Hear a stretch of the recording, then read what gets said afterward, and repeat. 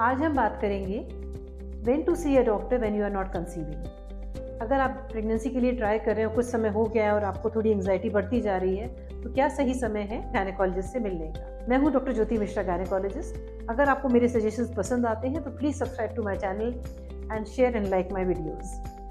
तो आगे बढ़ते हैं, क्या सही समय है। इस विषय में हम दो ग्रुप्स बनाएंगे। फर्स्ट ग्रुप होता है ग्रुप ए, या एक पर्टिकुलर पैटर्न ऑफ पेशेंट्स जो कि यंग हैं, अभी शादी को 1 साल हो गया है ट्राई करते हुए और फिर भी बच्चा नहीं हो रहा है, तो वो हमारे पास आते हैं। दूसरा ग्रुप है जहाँ पे कि उनकी एज ज़्यादा है या वो डायग्नोज केसेस हैं, उनको एंडोमेट्रियोसिस, ट्यूबरकुलोसिस ऑफ यूट्रस या पीसीओडी या स्कैंटी पीरियड्स, इरेगुलर पीरियड्स की शिकायत है। उनको डायग्नोसिस है कि उनको कोई ना कोई गायनेकोलॉजिकल प्रॉब्लम है जब वो हमारे पास आते हैं। तो फर्स्ट ग्रुप जहाँ की मैरिज को कुछ समय हुआ है, बोथ आर हेल्दी कपल्स और दे डोंट नो कि हमें कोई प्रॉब्लम है, ऐसे में हम सलाह देते हैं कि आप 1 साल तक ट्राई कीजिए बिना कोई स्ट्रेस लिए। और अगर आपको 1 साल भी प्रेगनेंसी नहीं रुकती तो यही समय है जब आप डॉक्टर के पास जाके इनिशियल थोड़ी सी गाइडेंस लीजिए। पर अगर आपकी एज 35 से ज़्यादा है या आपको ये सब बीमारियां जो मैंने लिस्ट की हैं अभी वो सब हैं, तो आपको थोड़ा जल्दी ही 6 मंथ्स के बियॉन्ड नहीं रुकना चाहिए, डॉक्टर से परामर्श करना चाहिए। अगर आप दोनों कपल्स का ट्रैवलिंग जॉब है, जैसे कि हस्बैंड का नेवी में, मर्चेंट नेवी टाइप का, या आर्मी में जिनके हस्बैंड्स होते हैं वो लोग कम समय के लिए आते हैं, तो ऐसे में हम कहेंगे आप 1 से 1.5 साल तक का ट्राई कीजिए। अगर आपकी यंगर एज ग्रुप में है और फिर भी प्रेगनेंसी नहीं होती तो डेफिनेटली आप डॉक्टर से मिलिए। तो जब आप डॉक्टर के पास जाएंगी, डॉक्टर आपसे कुछ हिस्ट्री लेंगी। पहले आपकी बीमारी के बारे में समझेंगी, आप क्यों परेशान हैं, शादी को कितने साल हुए हैं, पीरियड्स कैसे हैं, आप दोनों साथ रहते हैं कि नहीं, फ्रीक्वेंसी ऑफ इंटरकोर्स, महीने में या हफ्ते में आप कितनी बार रिलेशन बना पाते हैं। आजकल स्ट्रेस के चलते बहुत से कपल्स को टाइम ही नहीं होता है इंटरकोर्स का, तो फिर प्रेगनेंसी नॉर्मल सब कुछ होने के बावजूद भी नहीं ठहर पाती। आपकी स्ट्रेस लेवल्स कैसे हैं, आपका इमोशनल सपोर्ट कैसा है। उसके बाद आपकी पास्ट हिस्ट्री, कोई भी इलनेसेस आप कैरी कर रहे हैं, हस्बैंड या वाइफ दोनों। हस्बैंड से स्पेशली पूछा जाएगा about his any previous surgeries, जैसे कि अपेंडिक्स या हर्निया, हाइड्रोसील की सर्जरी। और दोनों में से कपल्स में से कोई स्मोकिंग, एल्कोहल का किसी को एडिक्शन तो नहीं है। ये सारी हिस्ट्री बहुत ज़रूरी है। वाइफ से इन डिटेल पूछा जाएगा आपको कोई अक्सर वेजाइनल डिस्चार्जेस, इन्फेक्शंस, इचिंग की शिकायत तो नहीं रहती। ये हमको संकेत देते हैं पेल्विक डिजीज़ का, पेल्विक इन्फेक्शंस का। ऐसे केसेस में कभी कभी ट्यूब ब्लॉक हो सकते हैं। डॉक्टर आपका क्लिनिकल एग्जामिनेशन करेंगे, आपका ब्रेस्ट एग्जामिनेशन, कोई डिस्चार्जेस तो नहीं है। एब्डोमिनल एग्जामिनेशन, कई बार पेशेंट को पता नहीं होता, उनके बहुत बड़े बड़े फाइब्रॉइड्स होते हैं जो हमको पेट पे हाथ रखते ही समझ में आ जाते हैं। या फिर इंटरनल चेकअप में कोई कंजेनिटल एनोमलीज होती है, कई बार कुछ जाले जैसे होते हैं जो पेशेंट को कभी पता नहीं होता। अगर कोई वेजाइनल इन्फेक्शंस मिलते हैं तो उनको ट्रीटमेंट दिया जाएगा।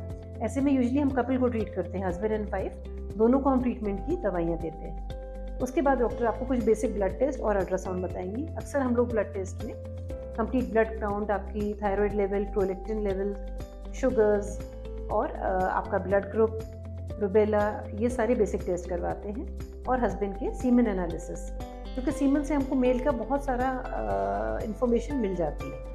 वायरल मार्कर्स जैसे कि हेपेटाइटिस, HIV, HCV और VDRL टेस्ट, क्योंकि ये इन्फेक्शंस एक दूसरे को पास ऑन होते हैं थ्रू सेक्सुअल ट्रांसमिशन। तो ये कुछ बेसिक ब्लड टेस्ट डॉक्टर आपके कराएंगी।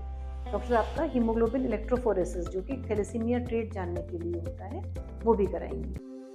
इसके बाद आपका एक अल्ट्रासाउंड होगा। यूजुअली हम लोग ट्रांसवेजाइनल अल्ट्रासाउंड प्रेफर करते हैं, जिसमें हमको यूट्रस, उसके अंदर की लाइनिंग, एंडोमेट्रियल थिकनेस, दोनों ओवरी में कितने नंबर ऑफ एग्स हैं at that time of study. अगर आप अपनी मेंसेस के मिडिल में गई हैं तो डॉक्टर आपका देखेंगे कोई डोमिनेंट फॉलिकल बन रहा है या नहीं, और एंडोमेट्रियम लाइनिंग उसके करस्पॉन्डिंग ग्रो कर रही है या नहीं। तो ये सारे टेस्ट डॉक्टर आपके करेंगे, या हमको बेसिक इन्फॉर्मेशन देगा। और एक और टेस्ट होगा, that is called serum AMH, जो हमको आपकी एग पोटेंशियल कितना है, आपका एग रिजर्व कितना है, ये बताएगा। आपकी हिस्ट्री में डॉक्टर आपसे आपकी फैमिली के बारे में भी पूछेंगे। दोनों साइड फैमिलीज में कहीं कोई एबनॉर्मेलिटीज़ रन करती हैं या कोई ट्विनिंग की कई बार होता है, ट्विन्स होते रहते हैं किसी किसी फैमिली में, तो ये जेनेटिक ट्रेट्स भी हमको पता चलते हैं आपके इस इनिशियल कन्वर्सेशन से। और उसके बाद फिर अगर सभी कुछ नॉर्मल है तो डॉक्टर आपको फर्टाइल पीरियड का थोड़ा सा नॉलेज देंगे। Fertile period means middle of the month time, जब आपका एग रप्चर होने का सही समय होता है। अक्सर 14th डे अगर है इन 28 डेज साइकिल, तो आप 12th to 18th डे आपका अच्छा पीरियड है, फर्टाइल पीरियड है, जब आपको 3 से 4 बार रिलेशन अगर आप बनाएंगे उन 4-5 दिनों में, तो प्रोबेबिलिटी हाई है कि आप प्रेग्नेंट हो जाए। तो doctor will guide you about fertile period, timed intercourse, और कुछ फॉलिक एसिड की दवाएं जो कि बच्चे के शरीर के विकास के लिए ज़रूरी है, वो दे के आपको फिर से कुछ महीनों बाद वापस आने के लिए बोलेंगे। काफ़ी कपल्स का इतने ट्रीटमेंट से प्रेगनेंसी हो जाती है और हेल्दी प्रेगनेंसी होती है। अगर आप 24-25 साल की हैं तो शायद आपको डॉक्टर अभी कोई ज़्यादा टेस्ट ना बताएं, पर अगर आपकी उम्र 30+ है तो शायद डॉक्टर आपसे एस्ट्रोसैल्पिंगोग्राफी HSG, तो डॉक्टर आपको ये HSG करने की भी सलाह देंगी, डिपेंडिंग कि अगर आपको 1 साल से ज़्यादा काफ़ी टाइम से आप ट्राई कर रहे नहीं हो रहा है और आपने कभी HSG नहीं कराया, तो इट्स इम्पॉर्टेंट कि हम आपके फेलोपियन ट्यूब का स्टेटस देखें। This is slightly painful, don't go by the internet, उसमें बहुत सारे लोगों ने लिखा हुआ है कि बहुत पेनफुल है, ऐसा नहीं है, लोग आराम से करा के जाते हैं एक टेस्ट। तो ये HSG टेस्ट भी आपका कराया जाएगा। अगर ट्यूब में कोई ब्लॉक निकलता है तो अननेसेसरली दवाइयाँ खाने का फ़ायदा नहीं, फिर आपको ट्यूब ब्लॉक खुलवाना चाहिए। अगर आपकी एज 35 से ज़्यादा है और अगर मल्टीपल प्रॉब्लम्स हैं तो शायद डॉक्टर आपको जल्दी ही IVF की तरफ चॉइस लेने का इंडिकेशन देंगे। अब ट्रीटमेंट की बात आती है, अभी आपको 1-1.5 साल हो गया, सब कुछ नॉर्मल आया, तो डॉक्टर में स्टार्ट विद ओव्यूलेशन इंडक्शन, मतलब कुछ दवाएं जो अंडा बनने में मदद करती हैं वो देंगी।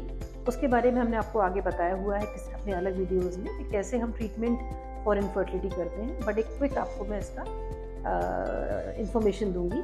Ovulation induction with timed intercourse, मतलब आपने अंडे बनने की दवाई खाई और फिर फॉलिकल स्टडी कराई, जब एग मैच्योर हो गया तो रप्चर होने का ट्रिगर इंजेक्शन लिया और साथ में सही समय पर रही जब रप्चर हो गया एग। उसके बाद आपको 2 वीक्स के लिए कुछ सपोर्टिव मेडिसिन मिल गई।